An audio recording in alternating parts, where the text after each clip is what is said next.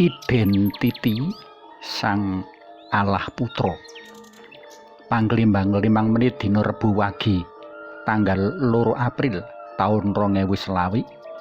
Kapethik saka Injil Yohanes bab 5 ayat 17 tekan ayat 30.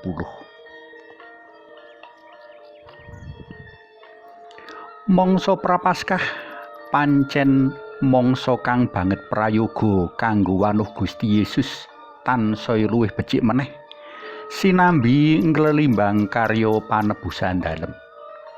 Tansaya wanuh Gusti Yesus sarta tansaya paham karya kaslametan dalem, mesti tansaya gedhe rasa atur panuwun kita marang panjenengane. Dina iki aku ngajak panjenengan pandemen PLM nglelimbang identiti dalem Gusti Yesus minangka Sang Allah Putra. Isih ana sesambungane karo waosan dek wingi marang wong-wong Yahudi kang ora seneng Gusti tumindak becik ing dina Sabat.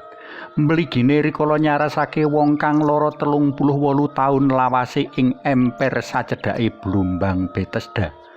Gusti Yesus mbabar identiti utawa jati diri dalem minangka Sang Putraning Allah. Panjenengane ngendikake menawa tindak nyarasake wong loro iku wujud pambangun turut marang Allah Yang Rama kang Maha Becik. Apa kang katindakake dening Gusti Yesus ana sesambungane karo karya kaslametan dalem Allah Yang Rama. Saktemene pituturku marang kowe, Sang Putra ora bisa nindakake saka awake dhewe menawa panjenengane ora weruh kang katindakake dening Sang Rama.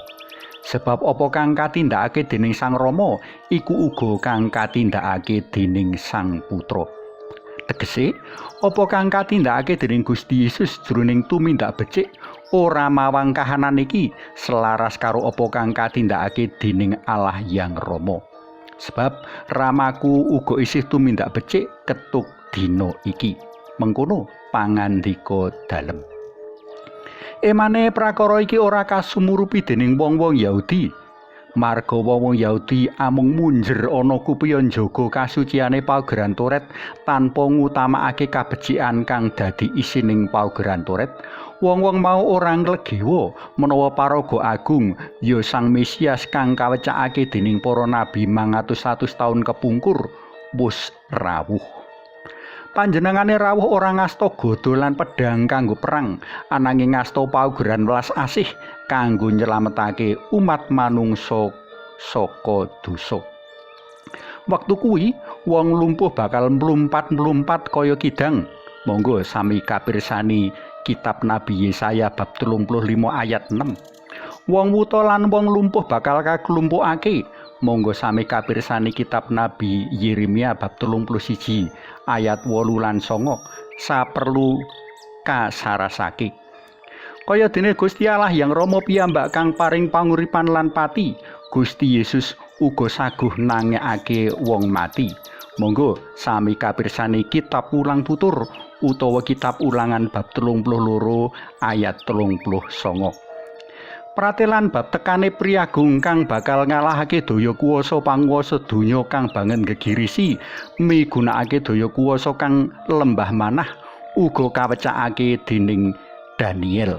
Monggo sami kapirsani kitab Nabi Daniel bab 7 ayat 1 tekan ayat 14.